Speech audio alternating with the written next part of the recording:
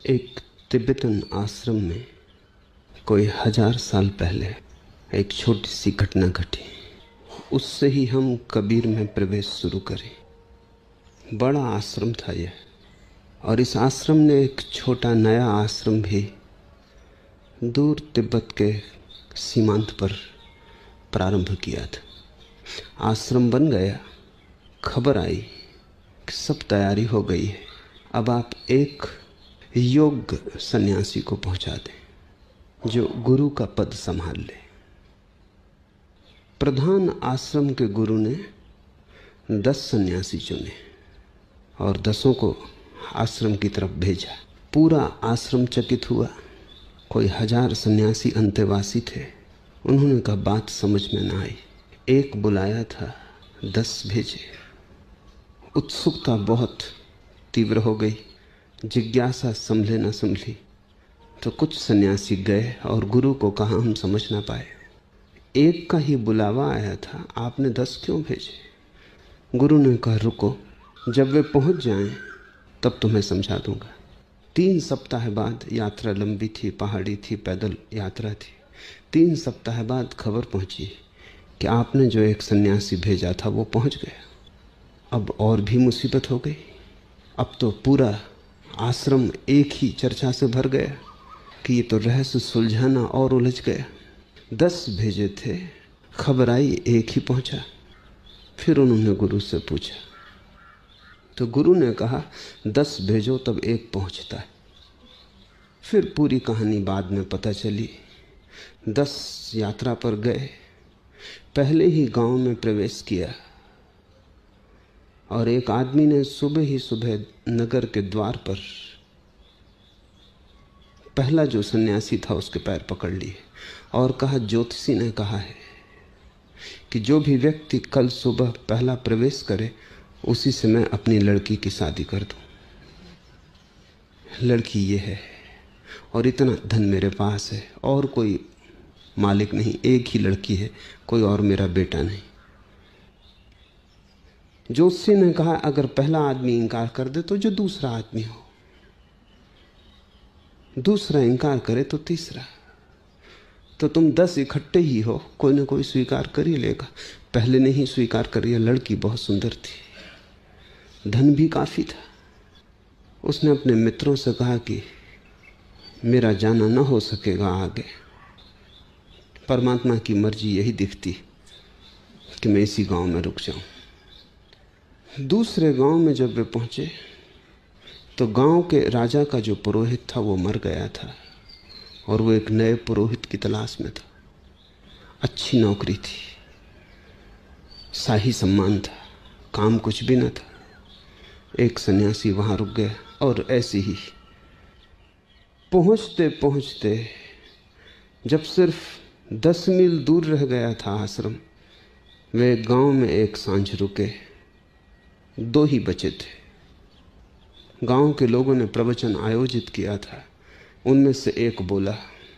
जब वो बोल रहा था तो एक नास्तिक बीच में खड़ा हो गया और उसने कहा कि ये सब बकवास है, ये बुद्ध और बुद्ध वचन ये सब 2 कौड़ी के कचरा है, इसमें कुछ सार नहीं। जो सन्यासी बोल रहा था उसने अपने मित्र से कहा अब तुम जाओ, मैं यहीं रुकूंगा जब तक इस नास्तिक को बदल के आस्तिक न कर दिया, तब तक मैं इस गांव से निकलने वाला नहीं। ऐसे एक पहुंचा। 10 चलते हैं तब एक पहुंचता है। इस घटना के आधार पर तिब्बत में यह कहावत बन गई कि 10 चलते हैं तब एक पहुंचता है। मार्ग कंटका की है और बहुत प्रलोभन है मार्ग में। जगह जगह रुकने की संभावना है और प्रलोभन प्रबल है और मार्ग कठिन है, चढ़ाई का है। एक एक कदम उठाना श्रम मांगता है, निष्ठा मांगता है। नीचे उतरने वाला मार्ग नहीं जहां सुविधा से कोई ढलक सकता है। चढ़ाव है, भारी चढ़ाव है। गिरने के सब तरह की संभावनाएं, गिरने के सब तरह के सूक्ष्म कारण मौजूद हैं। इसलिए 10 चलें और एक भी पहुंच जाए तो काफी है। इजिप्ट में वे कहते हैं कि 1000 बुलाए जाते हैं और एक चुना जाता है, और मुझे लगता है तिब्बत से उनकी कहावत ज़्यादा सही है। 10 चलें और 1 पहुंच जाए, ये भी संभव नहीं मालूम होता।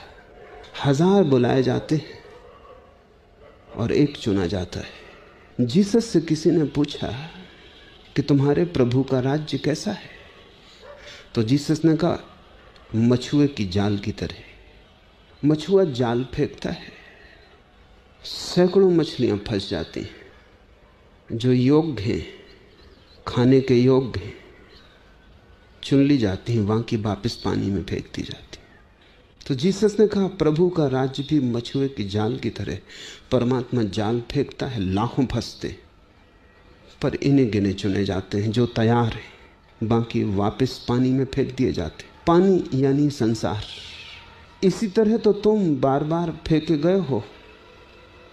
ऐसा नहीं है कि जाल में नहीं फंसे, कई बार फंसे हो, पर तुम योग्य ही न थे कि चुने जा सको। जाल में फंस जाना काफी नहीं है, मछुए की आंख में जचना भी जरूरी है। जाल में तो तुम फंस जाते हो जाल के कारण, लेकिन मछुआ तो तुम्हें चुनेगा तुम्हारे कारण। 1000 बार तुम फंस गए हो, न मालूम कितनी बार संन्यास लिया होगा, न मालूम कितनी बार भिक्षु बने होगे, न मालूम कितने बार घर द्वार छोड़ा होगा, आश्रम में वास कर लिया होगा, कितनी बार प्रार्थना की है, कितनी बार संकल्प किए, कितने व्रत, कितने उपवास, तुम्हारे अनंत जन्मों की अनंत कथा है। लेकिन एक बात पक्की है कि तुम जाल में कितनी ही बार फंसे हो, बार बार वापस जल में फेंक दिए गए हो। चुने तुम नहीं जा सके। चुनने के लिए पात्रता चाहिए। चुने जा सको इसके लिए भीतरी बल चाहिए, ऊर्जा चाहिए। चुने जा सको इसके लिए पात्रता चाहिए, और उस पात्रता को उपलब्ध करना दुर्गम है, अति दुर्गम है। इस संसार में सभी कुछ पा लेना आसान है। तुम जैसे हो वैसे ही रहते हुए इस संसार की सब चीजें पाई जा सकती हैं। परमात्मा को पा लेना कठिन है, क्योंकि तुम जैसे हो वैसे ही रहते हुए परमात्मा को नहीं पाया जा सकता। तुम्हें बदलना होगा, और बदलाहट ऐसी है कि तुम्हें कुछ ना कुछ परमात्मा जैसे होना होगा, तभी तुम परमात्मा को पा सकोगे। क्योंकि जो परमात्मा जैसा नहीं है वो कैसे परमात्मा को पा सकेगा। कोई समानता चाहिए जहां से सेतु बन सके। कुछ एक किरण तो चाहिए तुम में सूरज की, जिसके सहारे तुम सूरज तक यात्रा कर सको। हम दूध से दही बनाते तो थोड़ा सा दही उसमें डाल देते, फिर सारा दूध दही हो जाता है। तो तुम में थोड़ा सा तो परमात्मा होना ही चाहिए, तभी तुम्हारा पूरा दूध दही हो सकेगा। उतना भी ना हो तो यात्रा नहीं हो सकती, और वहीं कठिनाई है। क्योंकि थोड़ा सा भी परमात्मा जैसा होना तुम्हारे सारे जीवन की व्यवस्था को बदलने के अतिरिक्त ना हो सकेगा। तुम्हारी पूरी जीवन की शैली और पद्धति रूपांतरित करनी होगी। इसलिए कबीर कहते हैं, तेरा जन एकाध है कोई। ऐसे करोड़ करोड़ लोग हैं, मंदिर हैं, मस्जिद हैं, गुरुद्वारे हैं, लोग प्रार्थनाएं कर रहे हैं, पूजा कर रहे हैं, अर्चना कर रहे हैं, पर तेरा जन कोई एकाध ही है। बड़ी पृथ्वी है, करोड़ों अरबों लोग हैं, मंदिरों की भी कोई कमी नहीं, प्रार्थना पूजा भी खूब चल रही है, अर्चना की धूप चल रही है, दिए चल रहे हैं, लेकिन अर्चना की आत्मा नहीं। पूजा हो रही है बाहर के मंदिर में, भीतर के मंदिर में पूजा का कोई स्वर नहीं। बड़ी सजावट है मंदिर में बाहर, भीतर का मंदिर बिल्कुल खाली है। तो जाओ कितना ही मंदिरों में, पहुंच ना पाओगे, क्योंकि उसका मंदिर कोई पत्थर मिट्टी का मंदिर नहीं, उसका मंदिर तो परम चैतन्य का मंदिर है। उसका मंदिर कोई आदमी के बनाए नहीं बनता। बात तो बिल्कुल उल्टी है, उसके बनाए आदमी बनाए। आदमी उसके मंदिर बना के किसको धोखा दे रहा है? तुम्हारे बनाए मंदिरों से तुम कहीं भी ना पहुंच सकोगे। तुम्हारे बनाए मंदिर तुमसे छोटे होंगे। उचित भी है, गणित साफ है। तुम जो बनाओगे वो तुमसे बड़ा कैसे हो सकता है? बनाने वाले से बनाई गई चीज बड़ी नहीं हो सकती। कविता कितनी ही सुंदर हो, कवि से बड़ी थोड़ी हो पाएगी। और संगीत कितना ही मधुर हो, संगीतज्ञ से बड़ा तो ना हो पाएगा।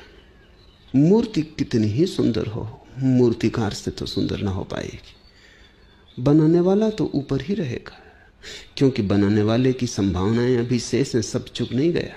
वो इससे भी श्रेष्ठ बना सकता है। जिसने एक सुंदर गीत गाया वो इससे भी 1000 सुंदर गीत गा सकता है। और वो कितने ही गीत गाए, हर गीत के ऊपर ही वो रहेगा। तुम्हारे बनाए मंदिर तुमसे बड़े नहीं हो सकते। तुम्हारी बनाई हुई परमात्मा की प्रतिमाएं तुमसे छोटी होंगी। तुम ही उनके सृष्टा हो। तुम्हारा काम, तुम्हारा क्रोध, तुम्हारा लोभ, माया, मोह सब तुम्हारी मूर्तियों में समाविष्ट हो जाएगा। तुम्हारे हाथ ही तो छुएंगे और निर्माण करेंगे। तुम्हारे हाथ का जहर तुम्हारी मूर्तियों में भी उतर जाएगा। तुम्हारे बनाए हुए मंदिर तुमसे बेहतर नहीं हो सकते। और अगर तुम्हारा मन वैश्यालय में लगा है तो तुम्हारे मंदिर वैश्यालयों से बेहतर नहीं हो सकते। तुम जहां हो, तुम जैसे हो, तुम्हारी ही अनुकृति तो गूंजेगी, तुम्हारी ही धुन तो छूट जाएगी वहां। इसलिए तो परमात्मा के मंदिर हैं, नाम पर परमात्मा के हैं, बनाए आदमी के। और शायद इसीलिए जितना मंदिरों से नुकसान हुआ जगत का, किसी और चीज से नहीं हुआ। मंदिर और मस्जिदों ने लोगों को लड़ाया है, क्योंकि जिन्होंने बनाया था उनकी हिंसा उनमें उतर गई। मंदिर और मस्जिद ने आदमी को जोड़ा नहीं, तोड़ा है। उनके कारण पृथ्वी पर स्वर्ग नहीं उतरा, यद्यपि नरक की झलकें कई बार मिली।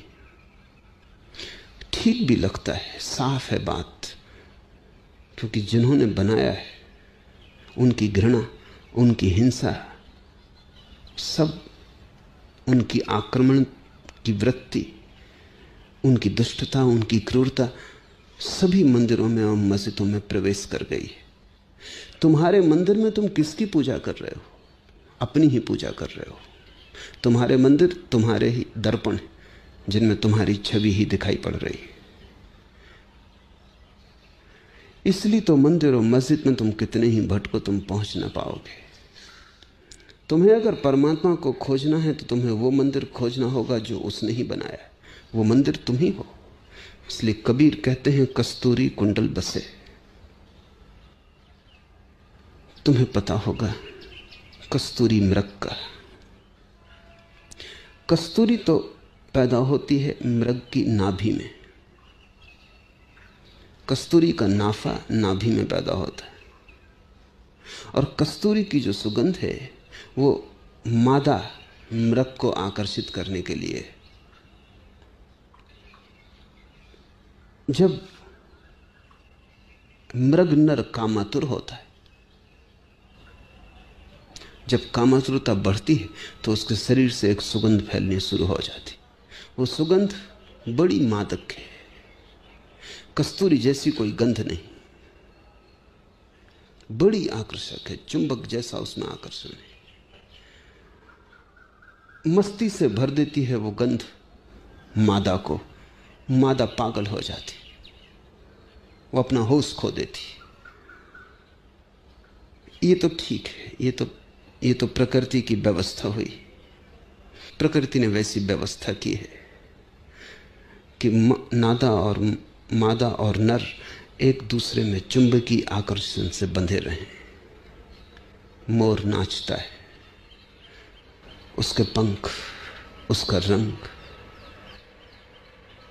कामातुर करते हैं। उसका नृत्य, उसके नृत्य की भनक मादा को आकर्षित करती है। कोयल गाती, उसकी ध्वनि पुकार है, उसकी ध्वनि में बंधी मादा चली आती।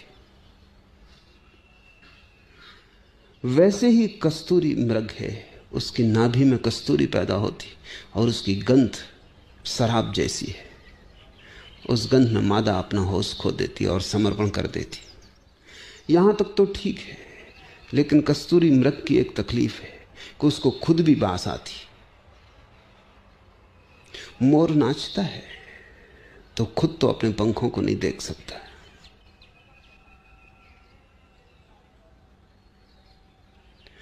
पपीहा पुकारता है या कोयल गीत गाती है तो भी कोयल को पता है कि गीत मेरा है।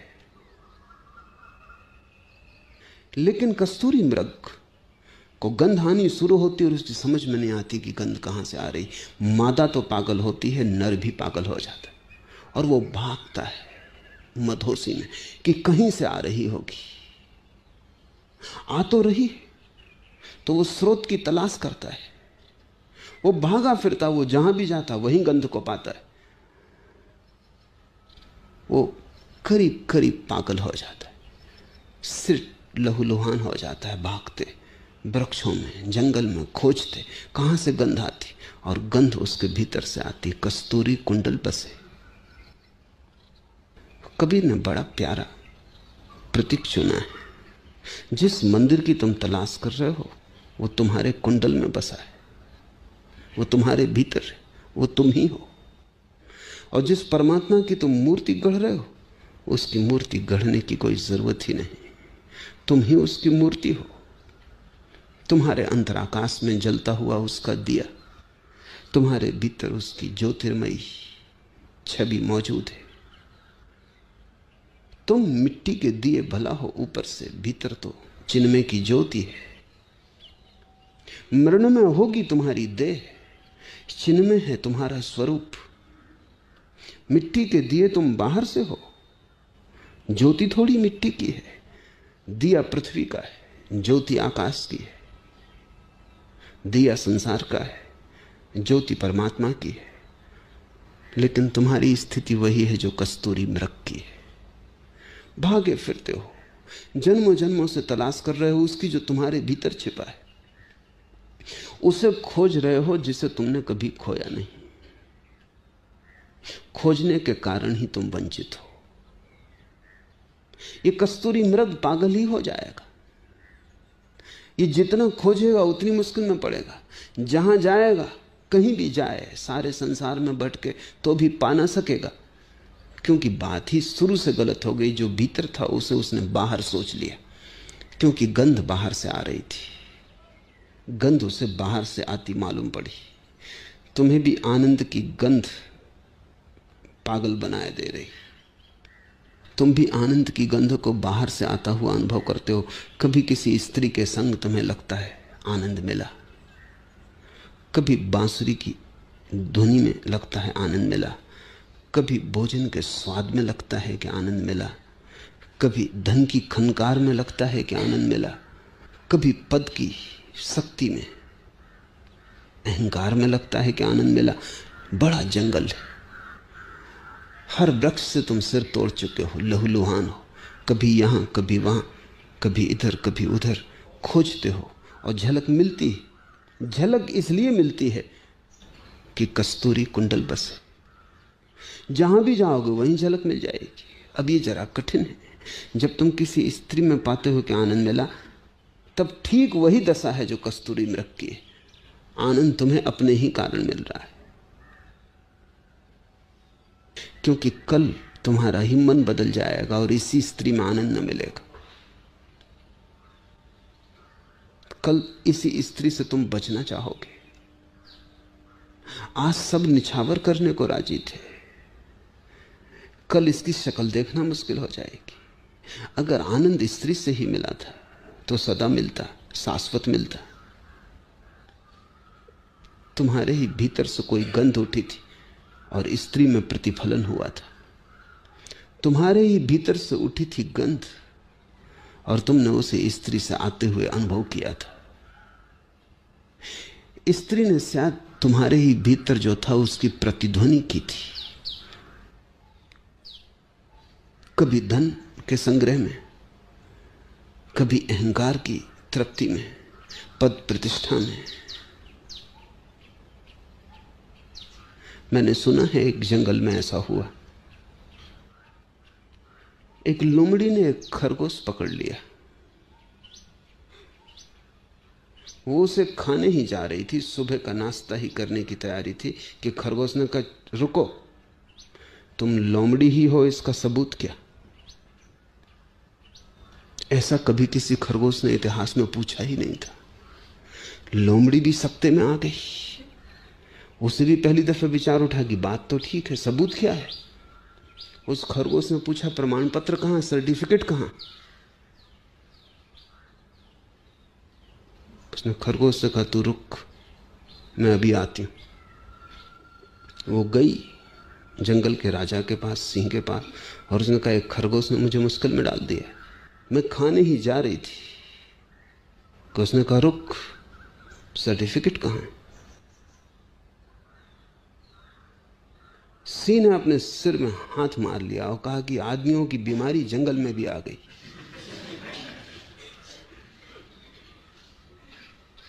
कल मैंने एक गधे को पकड़ा, वो गधा बोला कि पहले सबूत, प्रमाण पत्र क्या है? पहले तो मैं भी सकते में आ गया कि आज तक किसी गधे ने पूछा ही नहीं, इस गधे को क्या हो गया? वो आदमी के सत्संग में रह चुका था। सिंह ने कहा, मैं लिखे देता हूं। उसने लिख के दिया, सही किए कि ये लोमड़ी ही है। लोमड़ी गई बड़ी प्रसन्न लेके सर्टिफिकेट। खरगोश बैठा था। लोमड़ी को तो शक था कि भाग जाएगा, ये सब धोखा है, लेकिन नहीं, खरगोश बैठा था। खरगोश ने सर्टिफिकेट पढ़ा, लोमड़ी के हाथ में सर्टिफिकेट दिया और भाग खड़ा हुआ। पास के ही बिल से जमीन में अंतर्ध्यान हो गए। लोमड़ी सर्टिफिकेट के लेने देने में लग गई और उस बीच वो खिसक गया। वो बड़ी हैरान हुई, वो वापस सिंह के पास आई कि तो बहुत मुश्किल की बात हो गई। सर्टिफिकेट तो मिल गया, लेकिन वो खरगोश निकल गया। तुमने गधे के साथ क्या किया था? सिंह ने कहा कि देख, जब मुझे भूख लगी होती तब मैं सर्टिफिकेट की चिंता नहीं करता, पहले मैं भोजन करता हूं, वही काफी सर्टिफिकेट है कि मैं सिंह हूं। और जब मैं भूखा नहीं होता तब मैं सर्टिफिकेट की बिल्कुल चिंता नहीं करता, मैं सुनता ही नहीं, मगर ये बीमारी जोर से फैल रही है। आदमी में ये बीमारी बड़ी पुरानी है, जानवरों में शायद अभी पहुंची होगी। बीमारी ये है कि तुम दूसरों से पूछते हो कि मैं कौन। जब हजारों लोग जय जयकार करते तब तुम्हें सर्टिफिकेट मिलता है कि तुम कुछ हो। जब कोई तुम्हें उठा के सिंहासन पर बिठा देता है तब तुम्हें प्रमाण पत्र मिलता है कि तुम कुछ हो। दूसरों से प्रमाण पत्र लेने की जरूरत है? दूसरों से पूछना आवश्यक है कि तुम कौन हो, लेकिन तुम सदा दूसरों से पूछ रहे हो। स्कूल से सर्टिफिकेट ले आए हो कि तुम मैट्रिकुलेट हो, कि बीए हो, कि पीएचडी हो। सब तरफ से तुमने सर्टिफिकेट इकट्ठे किए हैं कि तुम कौन हो। कोई प्रमाण पत्र तुम्हें खबर ना दे सकेगा कि तुम कौन हो, क्योंकि दूसरे तुम्हें कैसे पहचानेंगे। सिंह भी कैसे प्रमाण पत्र दे सकता है लोमड़ी को कि तू लोमड़ी ही है? अगर कोई प्रमाण है तो भीतर है। तुम कौन हो इसकी अगर कोई भी खबर मिल सकती है तो भीतर से मिल सकती है। तुम दूसरों के दरवाजे मत खटखटाओ, तुम अपना ही दरवाजा खोल लो, और तुम्हें दूसरों के दरवाजों पर जो भनक भी मिलेगी वो भी तुम्हारे भीतर की ही गंध की है। दूसरे के दरवाजे से टकरा के तुम्हारी ही गंध तुम्हारे नासापुटों में आ जाएगी और तुम समझोगे कि दूसरे ने कुछ दिया है। इस जगत में कोई किसी को कुछ नहीं देता, दे नहीं सकता। स्त्री सुख नहीं दे सकती पुरुष को, पुरुष सुख नहीं दे सकता स्त्री को, लेकिन एक दूसरे के आसपास खड़े होकर अपनी ही गंध की प्रतिध्वनि सुनने में सुविधा हो जाती। अकेले में तुम्हें बड़ी बेचैनी होती। अगर तुम्हें एक शून्य घर में छोड़ दिया जाए तो तुम बड़ी मुश्किल में पड़ जाते हो, क्योंकि वहां कोई दूसरा व्यक्ति नहीं जिसके माध्यम से तुम अपनी गंध को वापस पा सको। इसलिए आदमी भीड़ की तरफ जाता है। क्लब, समाज, समुदाय, मित्र, परिवार। तुम सदा दूसरे को खोजते हो, क्योंकि दूसरे के बिना प्रतिध्वनि कैसे पता चलेगी। तुम भागे फिरते हो, बहुत जगह तुम्हें झलक मिलती है, वो सब झलक झूठी है, झूठी स्रोत की दृष्टि से। तुम्हें लगता है वो बाहर से आ रही, तब तुम बाहर पर निर्भर होते जाते हो, और जितना तुम बाहर पर निर्भर होते हो उतनी ही भीतर की शुद्ध खो जाती। पहचानो, जब स्त्री के संभोग में कभी तुम्हें सुख का कोई क्षण मिला है तो होता क्या है? होता इतना ही है कि संभोग के क्षण में विचार बंद हो जाते हैं। विचार बंद हो जाते हैं, भीतर के ध्यान की धुन बजने लगती, मार्ग खुल जाता है, कस्तूरी बाहर तक आ जाती। क्षण भर को तुम्हें सुख अनुभव होता है, क्षण भर को झरोखा खुलता है, फिर बंद हो जाता है। जहां कहीं भी तुमने कोई सितार बजाता हो और तुम बैठ जाते हो, लीन हो जाते हो, जैसे ही तुम लीन होते हो वैसे ही सुगंध आनी शुरू हो जाती। वो सुगंध सितार से नहीं आ रही, वो तुम्हारी लीनता से आ रही।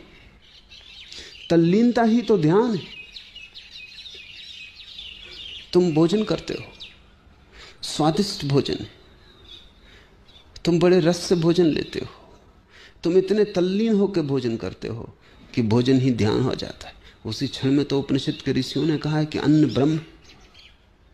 अन्न से भी इतनी ध्वनि उठी होगी कि ब्रह्म जैसा प्रतीत हुआ।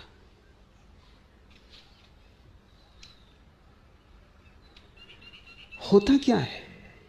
समझ लो कि तुम भोजन कर रहे हो, बड़ा स्वादिष्ट है, तुम बड़े तल्लीन हो, बड़ा सुख आ रहा है, स्वाद रोए रोए में डूबा जा रहा है।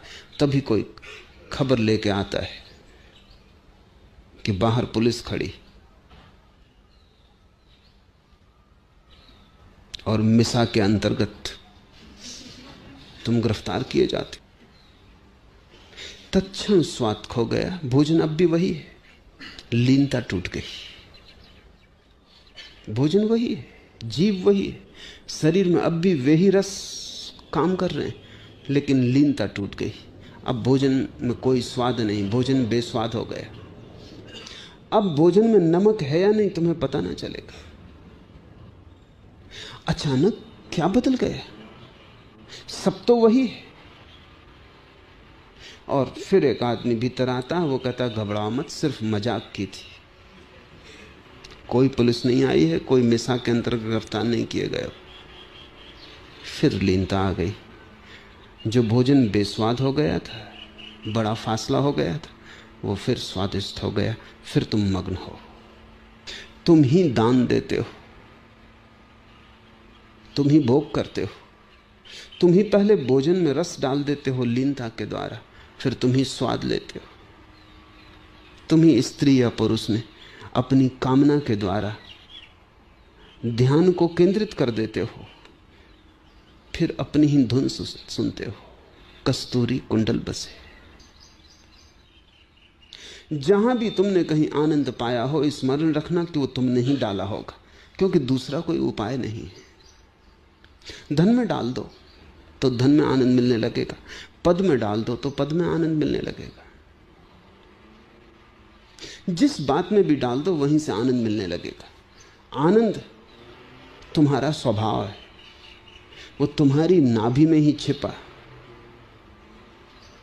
और तुम मदमाते भाग रहे हो और वहां खोज रहे हो जहां वो नहीं, और वहां से तुम्हारी आंख बिल्कुल चूक गई है जहां वो है। तेरा जन एकाध है कोई, कोई एकाध करोड़ों में भीतर की तरफ मुड़ता है। कोई एकांत करोड़ों में इस राज को समझ पाता है कि जिसे मैं बाहर पा रहा हूं वो मेरे भीतर है। इस राज की कुंजी हाथ में आते ही जीवन में क्रांति घटित हो जाती। तुम्हारे हाथ में स्वर्ग का द्वार आ गया पहली दफा। अब कहीं खोजने की कोई जरूरत न रही। अब तो जब भी चाहा सुगंध भीतर है, स्वर्ग भीतर है। जब जरा गर्दन झुकाई देख ली, दिल के आईने में है तस्वीरें यार। अब बस गर्दन झुकाने की बात रही। धीरे धीरे तो गर्दन झुकाने की भी बात नहीं रह जाती। तुम ही हो, गर्दन भी क्या झुकानी है।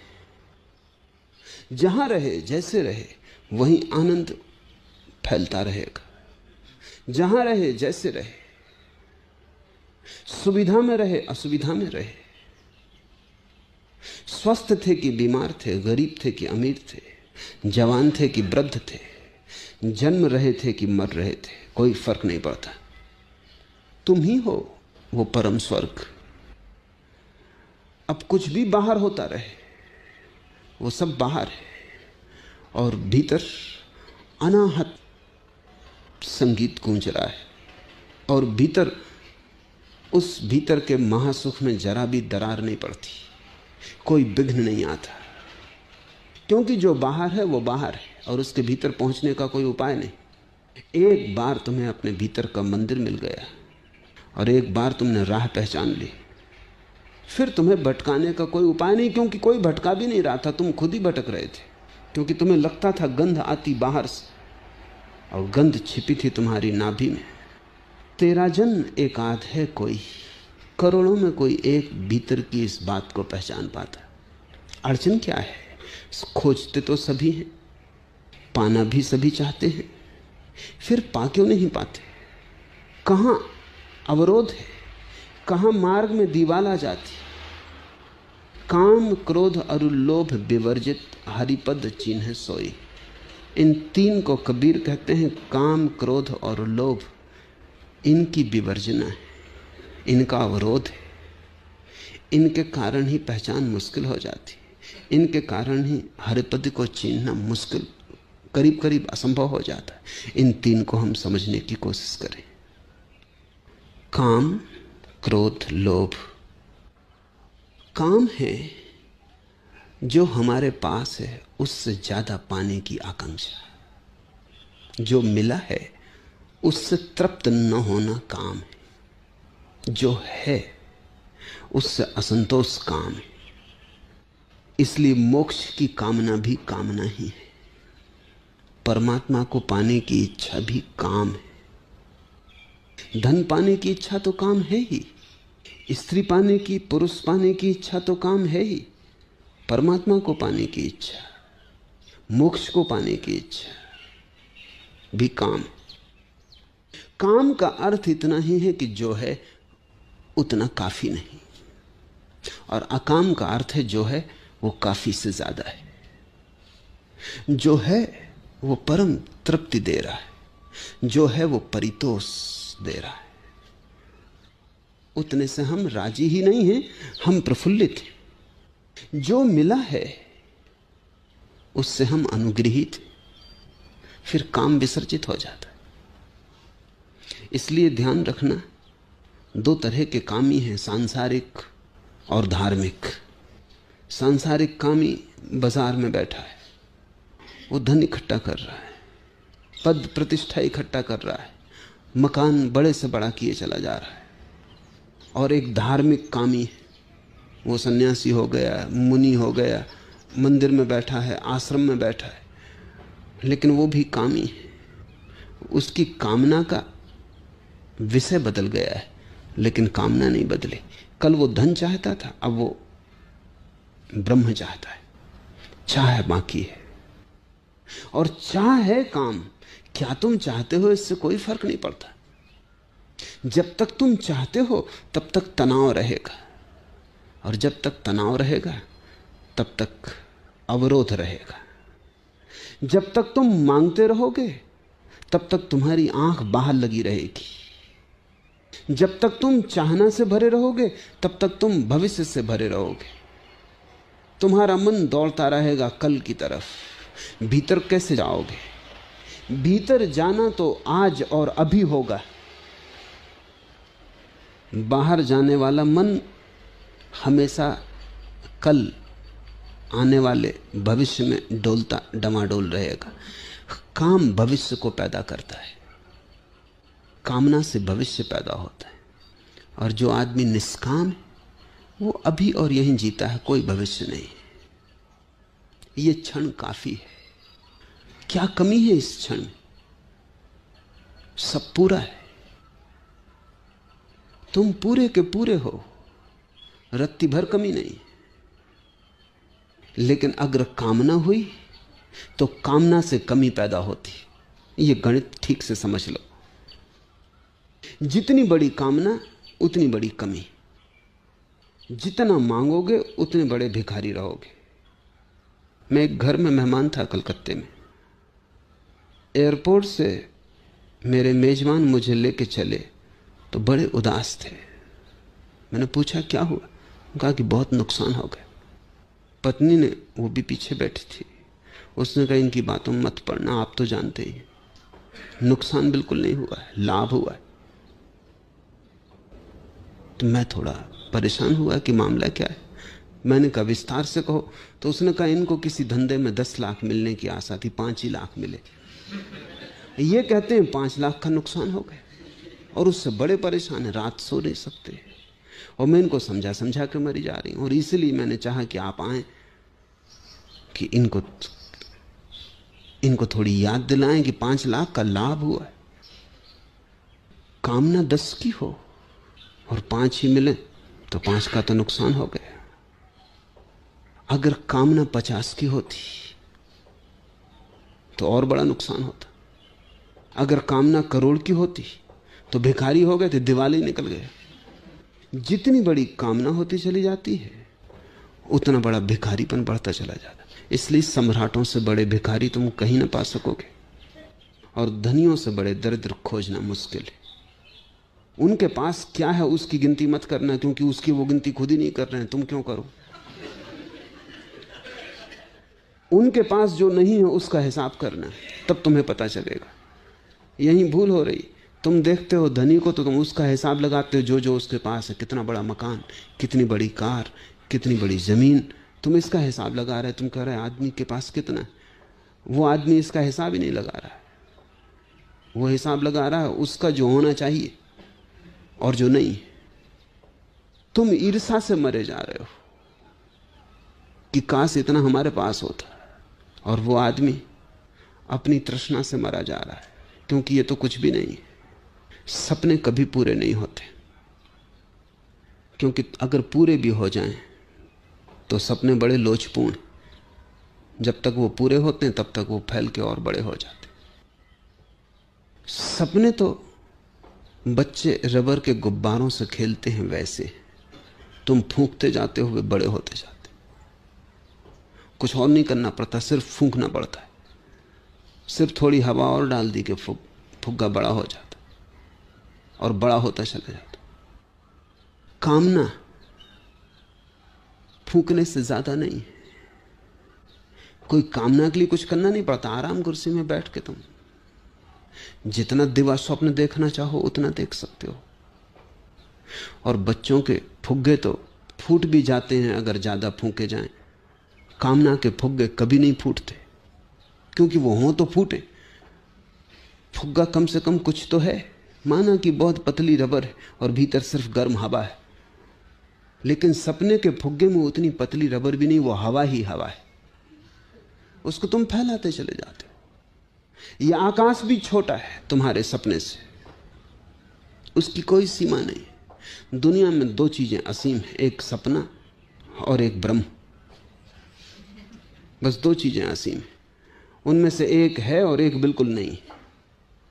फिर सपना जितना बड़ा होता है उससे तुम तुलना करते हो जो तुम्हारे पास है, बड़ी अतृप्ति पैदा होती, बड़ा असंतोष जगता है। कोई तुम्हें गरीब नहीं बना रहा है, तुम ही अपने को गरीब बनाए चले जा रहे हो। जिस दिन ये समझ में आया बुद्ध और महावीर को, इसलिए वो तत्क्षण राजमहल छोड़ सड़क पर खड़े हो गए। राजमहल नहीं छोड़ा, वो जो सपना था जिसके कारण गरीब से गरीब हुए जा रहे थे, वो सपना छोड़ दिया। इसलिए दुनिया में बड़ी अनूठी घटना घटती है। सम्राट दीन रह जाते हैं, और कभी कभी राह के भिखारी ने ऐसी गरिमा पाई है कि उसकी महिमा का बखान नहीं किया जा सकता। राज कहां है, कुंजी कहां है? जो तुम्हारे पास है उससे जो तृप्त है, जिसकी वासना रत्ती भर भी भविष्य की तरफ नहीं जाती, जिसने वर्तमान को काफी पाया, और काफी शब्द ठीक नहीं है, काफी से ज्यादा पाया, क्योंकि काफी में थोड़ी कमी मालूम पड़ती, बस काफी ऐसा लगता है कि कुछ और बाकी।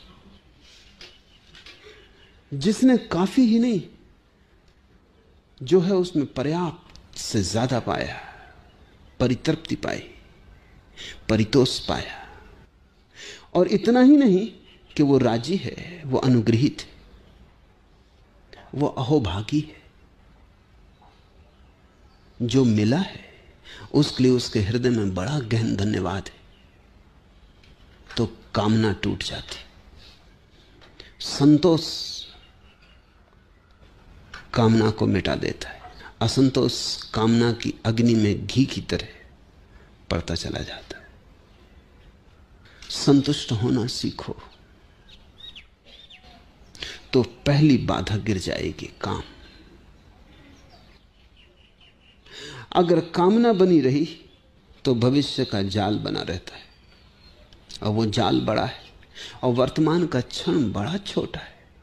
वो उस जाल में कहां खो जाएगा तुम्हें पता ही ना चलेगा। वर्तमान का क्षण तो ऐसे है जैसे रेत का एक कण, और भविष्य का जाल ऐसे है जैसे सारे सागरों के किनारे की रेत।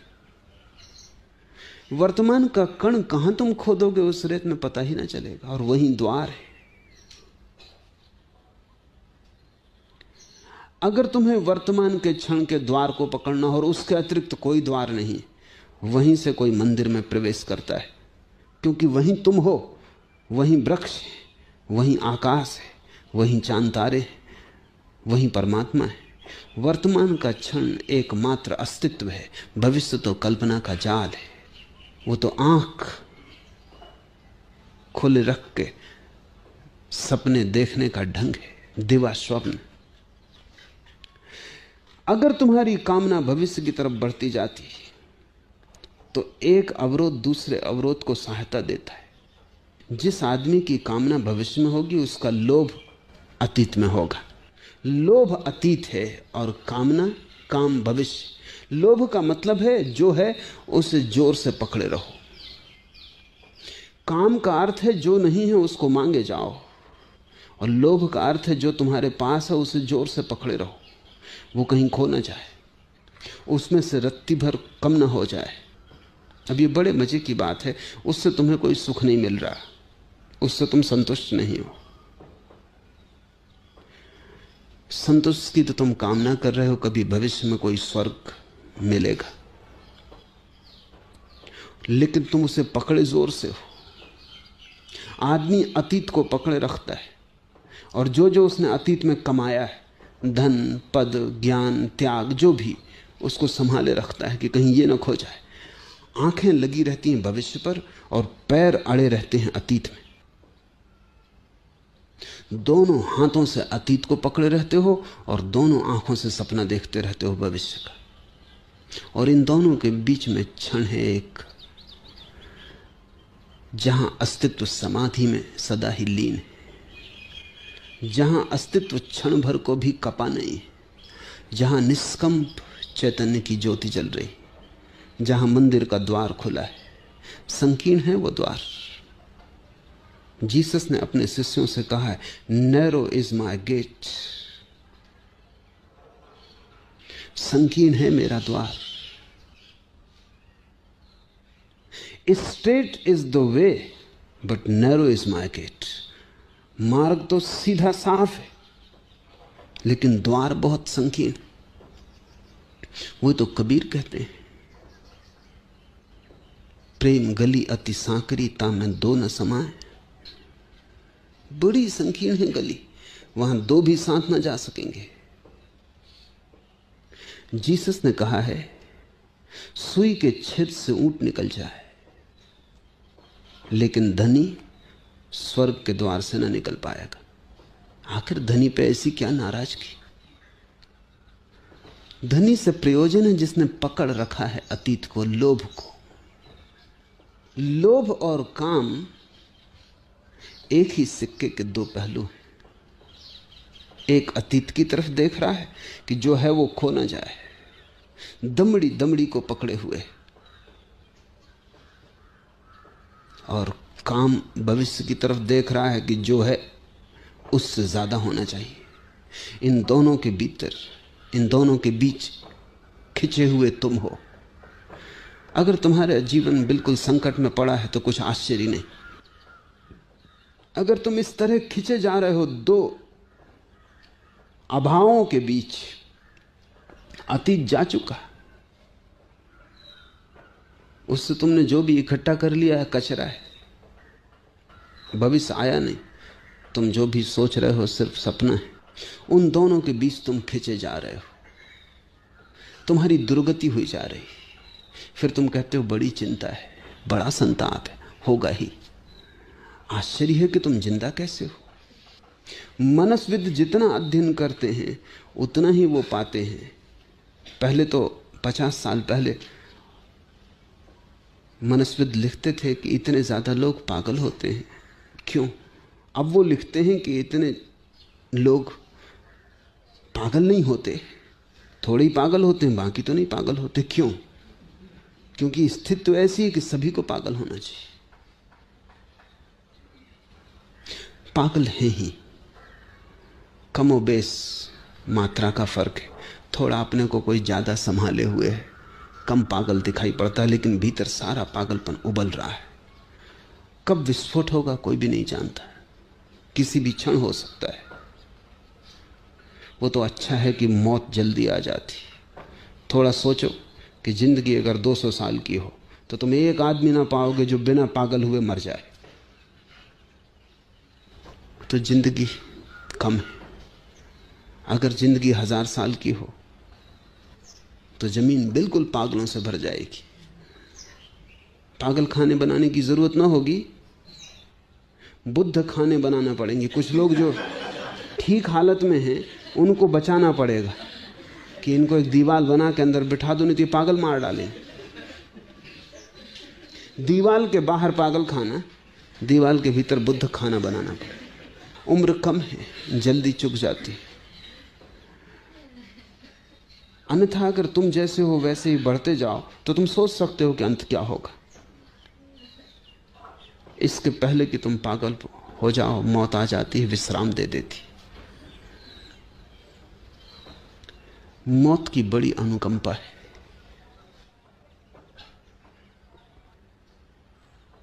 काम और लोभ,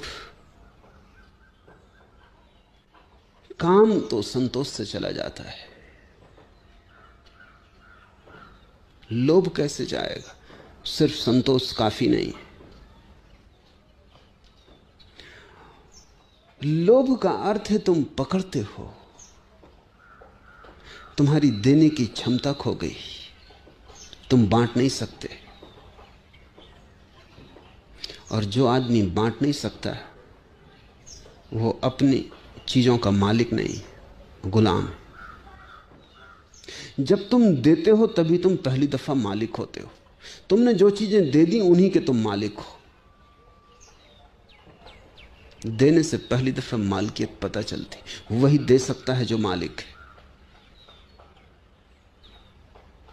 जो मालिक ही नहीं है वो कैसे दे सकता है? इसलिए कृपण से ज्यादा कुरूप इस जगत में कोई दूसरा व्यक्तित्व नहीं है। कृपणता सबसे बड़ी कुरूपता है, जीवन का सारा सौंदर्य खो जाता है। कंजूस की शक्ल देखो,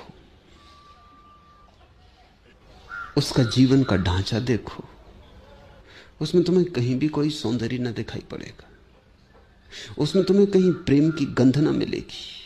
क्योंकि कंजूस प्रेम नहीं कर सकता, क्योंकि प्रेम में खतरा है, बांटना पड़े, देना पड़े। प्रेम में यह खतरा है कि दूसरा पास आएगा तो कुछ ना कुछ ले जाएगा। मैं एक घर में रहता था, घर के जो मालिक थे उनको मैंने कभी नहीं देखा कि वो अपने बच्चों से बात करते हों या अपनी पत्नी के पास बैठते हों। वो घर में आ जाते थे तो बच्चे कपते, पत्नी डरती, और पत्नी डरे तो समझो कोई खास मामला है, क्योंकि आमतौर से पत्नियां डरती नहीं। कभी कभार ऐसा होता है, 100 में एक आध मौके पर कि पत्नी डरे।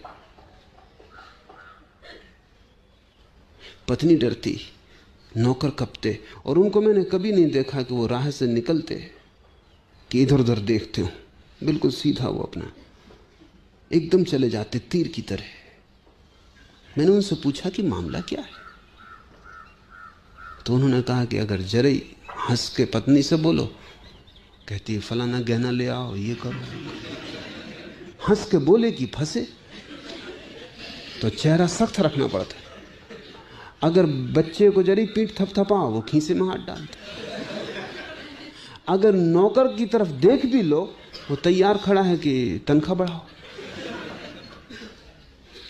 मगर इस आदमी की जिंदगी सोचो, पैसा तो ये बचा लेगा और सब खो जाएगा। इसकी जिंदगी में कोई सुख का क्षण नहीं हो सकता, क्योंकि जो अपने बच्चे की पीठ थपथपाने में भी भयभीत होता हो, जो पत्नी के पास बैठ के मुस्कुराने से डरता हो, ये आदमी ना हुआ, एक तरह का पत्थर हो गया।